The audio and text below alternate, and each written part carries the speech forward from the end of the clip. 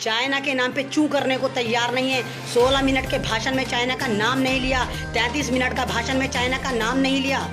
फौजी शहीद हो गए, फौजियों के बारे में कुछ नहीं कहा। क्यों? बिहार में इलेक्शन है। टोटल बिल्कुल ये मोदी की गवर्नमेंट की चाल है। मोदी गवर्नमेंट एजेंट बनी हुई है चाइना की, और ये दल्ले पिल्ले कूद के चाइना के पाले में चले गए हैं।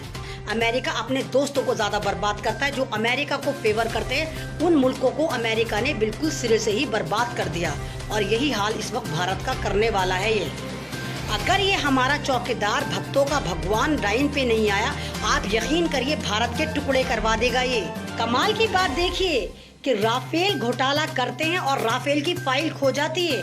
2 साल पुराना इतिहास इनके पास से खो जाता है, लेकिन 75 साल का कांग्रेस का रिकॉर्ड इनके पास से आज तक नहीं खोया। वो डेटे इन्हें आज भी याद हैं। कोई भी बात पूछो, कांग्रेस जिम्मेदार है ना। और हजारों साल का गुलामी का, दलितों का रिकॉर्ड इनके पास है, लेकिन 2 साल का रिकॉर्ड इनके पास नहीं रहता। भारत हमारा है, इन आतंकवादियों का नहीं है। ये भारत, ये आपका भारत है। ये आपके पूर्वजों ने खड़ा करा था, ये मेरे पूर्वजों ने खड़ा करा था। ये इन आतंकवादियों ने नहीं खड़ा करा था, इन नारंगी पिस्सुओं ने नहीं खड़ा करा था, आरएसएस के दल्ले पिल्लों ने नहीं खड़ा करा था, मोहन भागवत ने नहीं करा था। कहाँ भाग गया? किस गुफा में पड़ा हुआ है मोहन भागवत? 3 दिन में चाइना को सबक सिखा रहे थे, 2 महीने से चाइना प्याज काट रहा है। कहाँ हो तुम अब? कहाँ हो तुम आरएसएस के दल्लो पिल्लो? ये हाल है इनका। गलवाहल झील चली गई, नहीं गई। लद्दाख चला गया, नहीं गया। अरुणाचल प्रदेश के 3 बड़े बड़े इलाके चाइना कब्जा कर चुका है, लेकिन हमारे हाथ से एक इंच जमीन भी नहीं गई। और इस वक्त यह हाल है। मैंने आपको कितनी बार बताया कि एक सिलीगुड़ी जगह है, उसको चिकन नेक कॉरिडोर भी कहते हैं। चिकन नेक यानी मुर्गे की गर्दन जैसा कॉरिडोर रास्ता।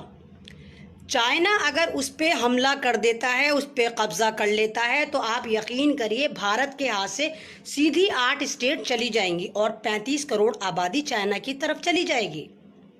लेकिन सब कुछ चंगासी, कुछ भी नहीं हो रहा, 1 इंच जमीन नहीं गई। ये सारा ड्रामा चल रहा है और दुनिया चिल्लाए जा रही है। माइक पॉम्पियो को आप जानते होंगे भाई, जब से ही हमारा जो ट्रम्प है ये ज़मीन के अंदर गया है, तब से अमेरिका का जो हैंडल करता है वो एक माइक पॉम्पियो, उसने वो हैंडल करता है। अब उसने हमारे भगवान जो हैं भक्तों के, उनको चढ़ा दिया चने की झाड़ पर, और क्या कहा? वाह मोदी जी, क्या तुमने स्ट्रोक मारा है, तुमने 59 ऐप्स बंद कर दी और तुमने चाइना की इकोनॉमी तोड़ दी। यानी 59 ऐप्स बंद करके चाइना की इकोनॉमी तो तोड़ दी। चाइना के हाथ में कटोरा तो आ गया। इतनी काम की ऐप्स थी वो घटिया नाकारा, जिनको कोई भारतीय यूज भी नहीं करता था, जिससे चाइना को चवन्ने की इनकम नहीं थी, वो ऐप्स बंद कर दी। तो माइक पॉम्पी इनको सर पे चढ़ाता रहता है, अमेरिका इनको सर पे चढ़ाता रहता है, चने की झाड़ पे चढ़ाता रहता है, ताकि ये जो है मोदी से अपना काम करवा सके। भारत बर्बाद होता है, हो जाए, लेकिन अमेरिका अपना मुफाद करवा लेता है। अमेरिका के बारे में एक बात कही जाती है, अमेरिका अपने दुश्मनों का इतना दुश्मन नहीं होता, अमेरिका अपने दोस्तों को ज़्यादा बर्बाद करता है। जो अमेरिका को फेवर करते हैं उन मुल्कों को अमेरिका ने बिल्कुल सिरे से ही बर्बाद कर दिया, और यही हाल इस वक्त भारत का करने वाला है। ये अगर ये हमारा चौकीदार भक्तों का भगवान लाइन पे नहीं आया, आप यकीन करिए भारत के टुकड़े करवा देगा। ये एक टुकड़े नहीं करवाएगा, भारत को 3 टेरा बाट करवा देगा। ये आपको मालूम है भारत में इस वक्त कितनी तहरीकें चल रही हैं? पूरे भारत में 84 तहरीकें चल रही हैं। हर तरफ तहरीक चल रही है, ये तहरीक, वो तहरीक, फलाना तहरीक, और ऊपर से चाइना का ड्रामा चल रहा है। चाइना के नाम पे चू करने को तैयार नहीं है। 16 मिनट के भाषण में चाइना का नाम नहीं लिया। 33 मिनट का भाषण में चाइना का नाम नहीं लिया। फौजी शहीद हो गए, फौजियों के बारे में कुछ नहीं कहा। क्यों? बिहार में इलेक्शन है।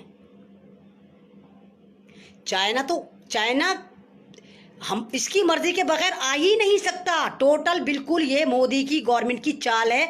मोदी गवर्नमेंट एजेंट बनी हुई है चाइना की, और ये दल्ले पिल्ले कूद के चाइना के पाले में चले गए हैं। ये सारा खेल वही चल रहा है, आप माने या ना माने। अगर आप जानते हो भारत के जो है एक यूएनओ के मुस्तकिल रिप्रेजेंटेटिव हैं राजीव चंदन, यूएनओ में रिप्रेजेंटर हैं राजीव चंदन, उन्होंने क्या बोला? हमें हांगकांग की बहुत फिक्र है। भाई ज़रा सुनो, उन्हें हांगकांग की फिक्र है, जिस हांगकांग को जिस हांगकांग पर इतने जुल्म किए जा रहे हैं उसका जवाब मिलना चाहिए, हमें उनकी गिनती करनी चाहिए। क्यों, तुम्हें भारत में जुल्म नजर नहीं आया जो तुम करते हो? तुमने जो दिल्ली में दंगे करे थे तब तू नहीं बोला था? राजीव टंडन, कौन सस्ता नशा करके पड़ा हुआ था तू? जब भारत में आए दिन झगड़े होते हैं, दिल्ली दंगे हुए थे, तब तू कौन सा सस्ता नशा करके पड़ा हुआ था राजीव टंडन, जो तू हांगकांग के बारे में बोल रहा है? और भाइयों, आपको पता है 2014 से बीजेपी की सरकार है, और जिस चाइना को ये झूले झुला रहे थे तब तो तुमने नहीं बोला हमें हांगकांग की फिक्र है। अब क्यों बोला? क्योंकि तुमसे अमेरिका ने कहा है कि हांगकांग के बारे में बोलो, और ये हांगकांग के बारे में बोलेंगे चाइना बिलबिलाएगा और अंदर आ जाएगा, क्योंकि चाइना हांगकांग के बारे में किसी को बोलने ही नहीं देता। ये हाल है, उल्टी सीधी हरकतें करे जा रहे हैं, उल्टे सीधे फैसले लिए जा रहे हैं। जीरो इनकी पॉलिसी है, बिल्कुल भी फॉरेन पॉलिसी इनकी काम की नहीं, चवन्ने की काम की नहीं। कोई भी आता है बेवकूफ़ बनाता है और ये चढ़ जाते हैं। भारत की फिक्र नहीं है, भारत के लोगों की टेंशन नहीं है, रोजगार की टेंशन नहीं है, भूखमरी की टेंशन नहीं है, जीएसटी की टेंशन नहीं है, एजुकेशन बंद पड़ी है उसकी टेंशन नहीं है। टेंशन है हांगकांग की, वहां पर जुल्म हो रहा है। तुम क्या कर रहे हो? हर 10 मिनट में तुम एक रेप करवा देते हो, हर 10 मिनट में तुम एक मॉब लिंचिंग करवा देते हो, हर 10 मिनट में तुम एक खुदकुशी करवा देते हो। उसकी तो राजीव टंडन तुझे कभी फिक्र नहीं हुई, उसके बारे में तो तूने यूएनओ में नहीं बोला। और यूएनए में तूने हांगकांग के बारे में क्यों बोला? तूने चाइना के बारे में क्यों नहीं बोला कि चाइना गलवान झील पर आ गया, चाइना ने लद्दाख पे फौज उतार दी? क्यों नहीं बोला? क्यों भाई, क्यों बोलोगे? तुम तो खुद कह रहे हो भाई 1 इंच जमीन नहीं गई, है ना? क्योंकि तुम तो ये सोच रहे हो कि भारत का जो मीडिया है बस वो दिखाएगा। भारत की पब्लिक तो पागल है, सिर्फ इनके पास जो टावर आते हैं सिर्फ यहाँ के स्ट्रीम मीडिया, आतंकवादी मीडिया के आते हैं। उनके पास यूट्यूब थोड़ी है, इंटरनेशनल न्यूज़ थोड़ी चलती है, इंटरनेशनल मीडिया पे थोड़ी जाकर देखेंगे कि हो क्या रहा है। इंटरनेशनल मीडिया चिल्ला चिल्ला कर कह रहा है कि चाइना ने इतने सारे कब्जे कर लिए और कहाँ कहाँ कब्जा करेगा, और ये कह रहे हैं सब चंगासी चंगासी, कुछ भी दंगासी नहीं है इनकी नज़र में। और आपको एक कमाल की बात और बताऊं, चाइना के फेवर में 54 मुल्क जो है, 53-54 मुल्क जो है वो आ गए हैं, वो जिसमें सऊदी अरेबिया भी शामिल है, यूएई भी शामिल है, पाकिस्तान पहले ही था, अफगानिस्तान भी शामिल है, नेपाल भी उसके साथ चला गया, बांग्लादेश भी उसके साथ चला गया, लंका भी उसके साथ चला गया, भूटान भी उसकी गोद में जाकर बैठ गया। और हम माइक पोम्पियो को खुश कर रहे हैं, हम अमेरिका को खुश कर रहे हैं। अब क्योंकि ट्रम्प तो छुपा हुआ है, ट्रम्प तो एक ऐसा जीव है जो जिंदगी में ही कब्र में घुस गया अपनी सिक्योरिटी को लेकर, क्योंकि अगर वो सड़कों पर गिरता या व्हाइट हाउस में रहता तो अमेरिकन जो है उसका तिक्का बोटी करके कुत्तों के आगे डाल देते, क्योंकि वो भारत नहीं है कि वहां के लोगों को मार दो कूट दो और वहां पब्लिक जो चुपचाप रहेगी। अब इसलिए ये ड्रामे सारे के सारे चल रहे हैं कि बेवकूफ़ बना रहे हैं। बिहार में चुनाव है तो बिहार में चुनाव है तो इनके तो सारे ड्रामे चलेंगे, तो ये सारे इनके ड्रामे इसी तरह चल रहे हैं और चलते रहेंगे।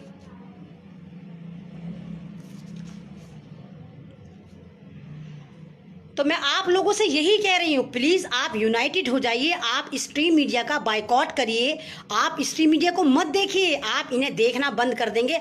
आप यकीन करिए ये लाइन पर आ जाएंगे, इन्हें बैन करवाइए। आप यूट्यूब देखिए, आप देखिए इंटरनेशनल मीडिया क्या दिखाती है। हमारे साथ ट्रेजेडी है, हम गालियां देंगे, अरे है झुमझुम बाबा कुत्ता ये बोल रहा है, अरे वो देखो भिंडी क्या बोल रही है, अरे देखो अंजना ओम कश्यप क्या बकवास करके चले गए, लेकिन देखते ज़रूर हैं कि रोज़ाना हो क्या रहा है। और वहीं से डर की राजनीति शुरू होती है। ये आपको डरा रहे हैं क्योंकि आप डरते हैं।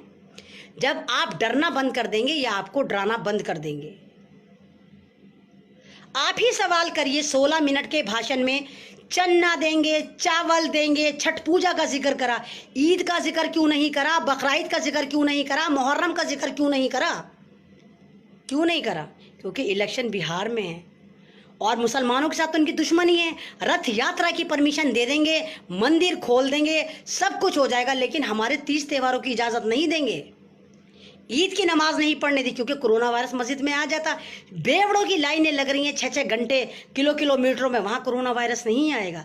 कोरोना वायरस सिर्फ मस्जिदों में आएगा। क्यों? क्योंकि इन्होंने तो हरामखोरों ने पहले ही कोरोना वायरस को जाके मरकज़ में ज़बरदस्ती इस्लाम कबूल करवा दिया था, चल बे इस्लाम कबूल कर, तो इसलिए वो सारी मस्जिदों में जाएगा।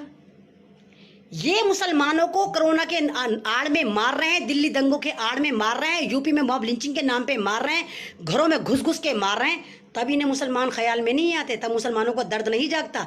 कोरोना की आड़ में कह रहे हैं कि नहीं कोरोना आ जाएगा तुम 10 मिनट की नमाज पढ़ोगे तो। क्यों? वजह साफ है, 95 साल से आरएसएस इसी पे काम कर रही है कि भारत से मुसलमानों को किस तरह खत्म करा जाए।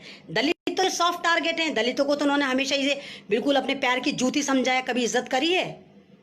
कमाल की बात देखिए कि राफेल घोटाला करते हैं और राफेल की फाइल खो जाती है।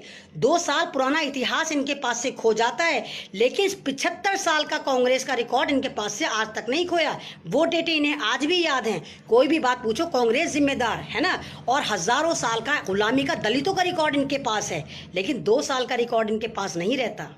ये है ये पार्टी, गोबर पार्टी, मूत्र पार्टी। सब काम जो करते हैं गोबर पे, गाय पे, पेशाब पे, इस पे चलता है इनकी राजनीति।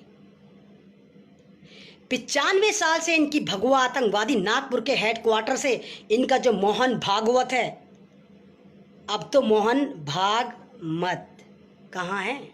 कहाँ भाग गया मोहन भागमत? कहाँ है? कहाँ भाग गया? किसके पीछे भाग गया? अब नजर नहीं आ रहा। कहाँ हो तुम देश के गद्दारों, आतंकवादियों, चड्डी धारियों, जय श्री राम वालों? कहाँ हो तुम? चाइना घुस गया, जाओ ना चड्डी धारी हो, जाओ बचाओ ना चाइना को। कहाँ है वो लकवा वाली? जा वहाँ पे जाना। या तुम्हारे जो आतंकवादियों के बाप हैं मोदी जी, उन्होंने जो 39 ऐप पे जो सर्जिकल स्ट्राइक करा है, उससे खुश हो गए क्या? चाइना बर्बाद हो गया उससे? कटोरा दे दिया क्या चाइना को 39 ऐप उनकी बैन करके? 59, सॉरी मुझे इंग्लिश थोड़ी काउंटिंग में कंफ्यूज रहती हूँ, 59 ऐप्स बैन करी हैं, तो उससे क्या चाइना बर्बाद हो गया? सर्जिकल स्ट्राइक हो गया उसका? डर के बिलों में घुस गया वो कि मोदी जी ने हमारी कमर तोड़ दी, कब कब आ रहा है चाइना? तो 95 साल से ये आरएसएस इस बात पे काम कर रही है कि जब आपको मालूम है, जब दूसरी जंग अजीम हुई थी और हिटलर ने 80 लाख यहूदियों को मारा था, काटा था, इवन इतना जुल्म करा था कि गैस चैम्बरों में बंद करके गैस छोड़ दी गई थी, तड़पा तड़पा कर मारा था। ना लड़कियां देखी थी ना बच्चे देखे थे। तो उस वक्त यहाँ पर था सावरकर था। उस हरामखोर ने क्या कहा था, जो इनका आइडियल है, उसने बोला था कि हमें भी भारत में मुसलमानों को इसी तरह मारना चाहिए जिस तरह हिटलर मार रहा है। इनके रोल मॉडल आतंकवादी हैं। ये किसकी पूजा करते हैं? गॉड से। गॉड से कौन? भारत का पहला आतंकवादी। कहती तो है वो लकवे वाली, जानकी बेन मैं तो गोडसे वाली हूँ, मैं तो सावरकर वाली हूँ। यानी साफ कहती है हम भगवा आतंकवादी हैं, हम वो चाटुकार हैं जो हम अंग्रेजों के तलवे चाटते थे। इसलिए तो गोबर भक्त है, क्योंकि तलवों के नीचे तो पता नहीं क्या क्या लगा होता है, गोबर लगा होता है, क्या लगा हुआ होता है। तो ये साफ कहते हैं हम तो भगवा आतंकवादी, हम तो चाटुकार हैं, क्योंकि ये अंग्रेजों के चाटुकार थे। सावरकर पक्का गद्दार था, मुखबिर था, लेकिन जब पुलिस उसे, अंग्रेज लोग जो थे, अंग्रेज आर्मी उसे गलती से पकड़ लेती थी तो वो माफ़ीनामा लिख के देता था, अरे मैं तो तुम्हारा अपना हूँ, तो उसको माफ़ी बास कहा जाता है, माफ़ीनामा सावरकर कहा जाता है। पकड़ा जाता था और छूट जाता था, पकड़ा जाता था और छूट जाता था। तो ये वो पार्टी है जो मुसलमानों की दुश्मन है। इन्हें ये लग रहा है कि कोरोना की आड़ में जो इन्होंने मस्जिदें लॉक कर दी हैं, तो अब मस्जिदें नहीं खोलेंगे हम, मस्जिदें ख़त्म। अब वजह साफ है, क्योंकि हमारे अंदर गद्दार हैं, हमारे जो ये मजहब के फर्जी ठेकेदार हैं, ये गद्दार हैं। मैंने आपको पहले ही बताया था कि अब्दुल्ला बुखारी, अहमद बुखारी और उसका जो बेटा है, ये भाई है याहिया बुखारी, ये पक्के आरएसएस के पिल्ले हैं। मैं भी अब्दुल्ला बुखारी कुछ सही रहा हो, लेकिन अहमद बुखारी और याहिया बुखारी पक्के आरएसएस के दलाल हैं। जामा मस्जिद लॉक करके तो बैठा हुआ है। पहले फर्जी कोरोना का केस दिखाया गया ताकि जामा मस्जिद को लॉक कर दिया जाए। ये सारी इनकी हरामीपन है, क्योंकि ये सब आरएसएस के घर में झाड़ू बर्तन करते हैं, वहाँ से इनकी फंडिंग होती। पक्के शराबी हैं सारे के सारे। याहिया पक्का अय्याश है, लड़कियाँ लेके घूमता है, औरत सरदारनी रख रखी है इसने अपने घर में, पक्का शराब में टुन रहता है याहिया, जो इस वक्त जामा मस्जिद का इमाम घोषित हुआ है। तो ये जो गद्दार हैं, मजहब के ठेकेदार हैं और हमारे अंदर हैं, इन्होंने हमें भारत में ज़ीरो कर रखा है, हमें बर्बाद कर रखा है। और हम बावले मुसलमान फिर भी इनको कहते हैं। हमारे अहमद बुखारी ये कह देंगे, हमारे मुकर्रम साहब ये कह देंगे, हमारा मदनी ये कह देगा। मदनी भी, असद मदनी भी पक्का आरएसएस के अंदर घुसा हुआ है, वो भी आरएसएस का बहुत बड़ा दलाल है। ये सारे के सारे वो खबीस हैं जिन्होंने इस्लाम का सौदा कर दिया, मुसलमान का सौदा कर दिया, मुसलमानों को बदनाम कर दिया और मुंह पे दही जमा कर बैठे रहते हैं। सीएए था, कुछ नहीं बोले। दिल्ली दंगे में कौन बोला? अहमद बुखारी बोला, मुकर्रम बोला, मदरी बोला, कोई बोला? जो हमारे मजहबी ठेकेदार बनते हैं कोई बोला? सीए पे और हम बैठे थे जब हमारे हुकूमत ने हमें कहा था हम भारतीय नहीं, तो ये क्या बोले थे? कोई बोला था? कुछ नहीं बोले थे। क्यों? क्योंकि इनके घर पेटियां पहुंच गई थी। तो ये वो गद्दार हैं जिनकी वजह से हम बर्बाद हैं। हम चाइना से लड़े या इन गद्दारों से लड़ें? आपको मालूम है महाराष्ट्र पे इनकी नज़र है, ऑरेंज पिस्सुओं की और भक्तों की, क्योंकि ये तो चाहते हैं कि महाराष्ट्र में से किसी भी तरह उद्धव ठाकरे की हुकूमत गिर जाए, शिवसेना की हुकूमत गिर जाए। तो वहाँ अभी कल या परसों एक केस हुआ है, एक आरएसएस की दलाल पिस्सू मस्जिद में घुस गई और इतनी बदतमीजी कर रही है, मौलवी साहब से कह रही है अजान नहीं होगी, तुम्हारी अजान से हमें प्रॉब्लम है, 20 साल से हमें प्रॉब्लम है। मतलब हरामखोर अजान बंद करवाने के लिए वहां पहुंच गई और आधा घंटे तक तांडव करती रही। कोई पुलिस नहीं आई, पुलिस वाले भी आए तो आराम से खड़े हुए देख रहे हैं। वो अकेली नारंगी पिस्सू, कम से कम उस वक्त 20-25 मुसलमान जमा हो गए तो उन पे भारी पड़ने की कोशिश कर रही थी, बस नहीं चल रहा था क्या कर दे। मौलवी साहब के हुजरे में घुसी जा रही थी। महाराष्ट्र की मस्जिद है नूर मस्जिद, उसका ये वाकया बता रही हूँ। तो इनकी दादागिरी, इनका हरामीपन इतना चल रहा है। और ये आतंकवादी, वो दूसरी आतंकवादी नहीं, हो जानते होंगे आप, मालगांव की मास्टरमाइंड, कैंसर हुआ है, मवाद पड़ गई सर में। अरे साध्वी प्रज्ञा पड़ी हुई तो है एम्स में। वो साध्वी प्रज्ञा जो कहती थी गाय पे हाथ फेरिए तो बीपी नहीं होता। मेरा बीपी बिल्कुल सही चलता है क्योंकि मैं गाय पे हाथ फेरती हूँ, मैं गाय का मूत्र पीती हूँ, इसलिए बीमार नहीं हूँ। आज हरामखोर वहाँ पड़ी हुई है एम्स में, आखिरी सांसें गिन रही है। तो तू क्यों नहीं गाय का पेशाब पी के सही हुई, गोबर खा के सही नहीं हुई, गाय पे हाथ फेर के सही हुई? गाय की राजनीति सिर्फ गरीबों पे ही होगी या तुम्हारे भक्तों पर ही होगी? जब तुम होगे बीमार तो तुम सीधे एम्स में जाओगे, सरकारी अस्पतालों में जाओगे, प्राइवेट्स में जाओगे। उस साध्वी प्रज्ञा ने सोनिया गांधी पे टिप्पणी करी कि विदेशी औरत का जो बेटा है वो भी विदेशी होगा। चलिए माना, मैंने माना वो विदेशी औरत है, उनका बेटा विदेशी हुआ। तेरा ही फैक्ट तेरे पे उल्टा मारूंगी। आतंकवादी है तू, तो तेरी भी नस्ल आतंकवादी है, तेरा बाप आतंकवादी रहा होगा, तू आतंकवादी है और वो सारी तंजीम आतंकवादी है जिसकी गोद में तू बैठी हुई है, जिनके साथ तू गुफाओं में जाती है। बिल्कुल सही कहा तूने। हाँ सोनिया जी हैं, चलो बाहर की हैं, मैंने माना, लेकिन इंसान हैं, इज्जतदार खानदान से हैं। तेरी तरह नहीं है कि किसी गुफा में किसी को लेके पड़ी हुई हो। ये हाल है इनका। मेरे ही फेसबुक पेज पे, मेरा फेसबुक पेज है अमन रिजवी के नाम से, आपने देखा भी होगा, उस पे ये नारंगी पिस्सू भगवा आतंकवादी आते हैं, इतनी गंदी गंदी फोटो दिखाते हैं, सेक्स करते हुए दिखाते हैं, वाहियात कमेंट लिखते हैं। और उन हराम खोरों की जो आईडी होती है भगवान के नाम से बनी हुई होती है, कहीं शिव की पिक्चर लगी हुई है, कहीं दुर्गा की पिक्चर लगी हुई हो। तो हराम खोरो, तुम तो भगवान को भी बदनाम कर रहे हो। उस भगवान को तुम अपने डीपी पे लगाकर नीचे तुम गंदी गंदी फोटो दे रहे हो, गंदे गंदे कमेंट डाल रहे हो मुझे। तो ये भारत के सबसे बड़े आतंकवादी हैं, आप मान लीजिए। 95 साल से ये काम कर रहे हैं भारत को बर्बाद करने का। और सन 2014 में कांग्रेस की गलती से ये हमारे ऊपर मुसल्लत हो गए। कांग्रेस की अगर जरा सी गलती ना होती, कांग्रेस हमारे साथ थोड़ा सा सही चल रही होती, तो ये आतंकवादी हमारे ऊपर मुसल्लत ना होते। और अभी भी वक्त है, मैं अपोजिशन से कहूंगी, अभी भी वक्त है, उखाड़ फेंको इनको, जड़ से उखाड़ फेंको। अभी आपको मालूम होगा प्रियंका गांधी हैं कांग्रेस की, हालांकि मैं कांग्रेस को फेवर नहीं कर रही, कांग्रेस ने जो अच्छाई करी मैं उसको कहूंगी, जो बुराई है वो कहूंगी। प्रियंका गांधी हर जुल्म पे बोलती हैं, तो प्रियंका गांधी इनकी बड़ी खटकती है, क्योंकि प्रियंका गांधी पे अब ये तो मुसलमान तो है नहीं, प्रियंका गांधी कोई ऐसी एम औरत है कि उठा के उसकी मॉब लिंचिंग कर दें या यूएपीए लगा दें या एनएसए लगा दें, ऐसा तो कुछ नहीं कर सकती, मरवा दें। तो अब इन्होंने प्रियंका गांधी से बदला लेने के लिए उनसे सरकारी आवास खाली करा लिया है।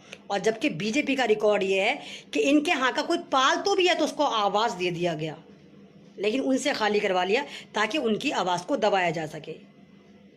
वो हुकूमत से सवाल क्यों करती हैं?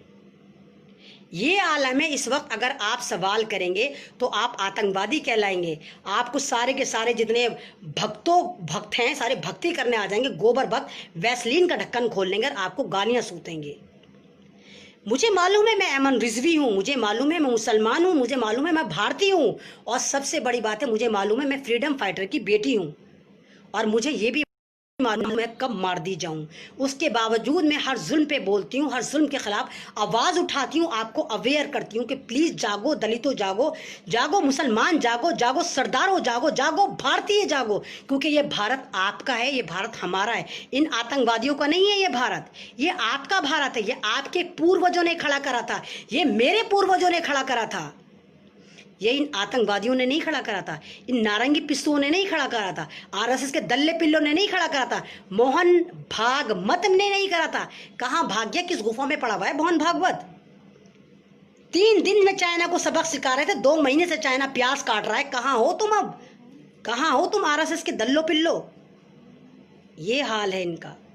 ये सिर्फ हरामीपन दिखाएंगे, गालियां देंगे, उल्टा इनकी और कमाल की बात देखिए, फर्जी आईडी बनाकर गाली देंगे। 101 बाप की नाजायज औलाद है ना, टेस्ट ट्यूब बेबी हैं, बिना माँ की पैदाइश है, तभी तो आतंकवादी हैं। असल के हो तो सीधे आके हमला करो, सीधे आके सच्ची आईडी दो, सच्चे फोनों से कॉल करो। मुझे कॉल करेंगे व्हाट्सएप पे, कहाँ से? Internet call. देव चौधरी लोकतंत्र का मालिक, उसको फ़ोन करेंगे इंटरनेट कॉल से, क्योंकि मेरी वीडियो सब ज़्यादा वहीं आती है। अव्वल बात तो मेरी वीडियो ज़्यादातर दलितों के चैनल पर आती हैं, क्योंकि मैं शुरू से कह रही हूँ मैं दलितों को साथ लेकर चलती हूँ। मैं दलितों की आवाज़ हूँ, मैं आपकी आवाज़ हूँ। मेरा कोई किसी से टाई अप नहीं है, मुझे कोई पैसा नहीं देता, उसके बावजूद मैं दलितों को सपोर्ट करती हूँ, उनके चैनल्स को सपोर्ट करती हूँ। आज सबसे ज़्यादा मैं दलितों के चैनल पर पाई जाती हूँ। और ये डरपोक भारत के जो सपूत बनते हैं, जय माता दी करते हैं, फर्जी हमें गालियां देने आते हैं। कल का लाइव मेरा कितना शानदार था, मैंने कुछ नहीं बोला, भक्तों का भगवान बोला, उस पे भी आज लोकतंत्र पे गालियां पड़ी हुई हैं। ये हाल है। इनको पता तो है नहीं, जाहिल होते हैं, एक का नाम बी नहीं जानते। बस इन्हें पता है कि ऐमन रिजवी आ गई है, उसको गालियां देनी है, सोनिया गांधी आ गई है, उसको गालियां देनी है, राहुल गांधी आ गया है, उसको गालियां देनी है, प्रियंका गांधी आ गई, उसको गालियां देनी है। ये नहीं पता कि कह क्या रहे, क्या समझ क्या होगा? जो इनका जो वैसलीन का ढक्कन है, अंदर जो गोबर भरा हुआ है, 250 ग्राम बुद्धि टोटल गोबर से भरी हुई है, तो इनकी अकल थोड़ी काम करती है। इनके तो पैर में भी अकल नहीं है, तो बस इनको गाली देने के पैसे मिलते हैं। तो इतने अकल से पट होते हैं ये आतंकवादी। इन आतंकवादियों का मुकाबला आपको करना है, इन आतंकवादियों का मुकाबला हमें करना है, भारत को बचाना है इन पिस्सुओं से। तो मैं आपसे यही कहूँगी, प्लीज़ यूनाइटेड हो जाइए। हमें नहीं मालूम हम कब मार दिए जाएं, हमें नहीं मालूम, हो सकता है मेरी आवाज़ ही रह जाए और आप कहें कि ऐमन रिजवी ये कहा करती थी, ऐमन रिजवी वो कहा करती थी, ऐमन रिजवी सही कहा करती थी। तो प्लीज़ जागें, आंखें खोलें। वीडियो को लाइक करने से कुछ नहीं होगा, आप भी आवाज़ उठाएं, मोबाइल आपके पास है, आप भी आवाज़ उठाएं, आप भी समाज में जागरूकता पैदा करें, आप भी अवेयर हों। 2 लोगों से शुरू करें, 2 से जब करेंगे बढ़ेंगे लोग। इनकलाब मचाएं इसमें, इस भारत को बचाने के लिए फिर इनकलाब की ज़रूरत है, क्योंकि इस तरह भारत हमारे पास नहीं बचेगा। मालूम है हमें इस भक्तों के भगवान ने नेपाल से भी छोटा करके छोड़ दिया, सबको छिनवा देगा, क्योंकि ये तो सोच रहा है कि भारत जो है इसको चाय की पत्ती के साथ ऑफर में मिला है। नहीं, भारत चाय की पत्ती के साथ ऑफर में नहीं था कि तुम इसको किसी को भी दे दोगे, झूले झुला झुला के जहां तक झूले गए तुम चाइना को फंसा दोगे भारत पे। ये भारत हमारा है, मर जाएंगे इस भारत के लिए, क्योंकि ये भारत हमारा है। तो शुक्रिया, मैं आपसे यही कहूँगी, अगर मेरी वीडियो आपको अच्छी लगती है तो प्लीज़ इसको सीरियस दिल पे लिया करिए, सोचा कीजिए कि मेरा मैसेज क्या है, मैं आपको क्या समझाना चाहती हूँ, और वीडियो को जितना हो सके शेयर करा कीजिए। तो बस मैं लास्ट में हर बार यही बोलती हूँ कि ये खामोश मिजाजी हमें जीने नहीं देगी, ये खामोश मिजाजी हमें जीने नहीं देगी। इस दौर में जीना है तो कोहराम मचा दो। शुक्रिया, अल्लाह हाफिज़।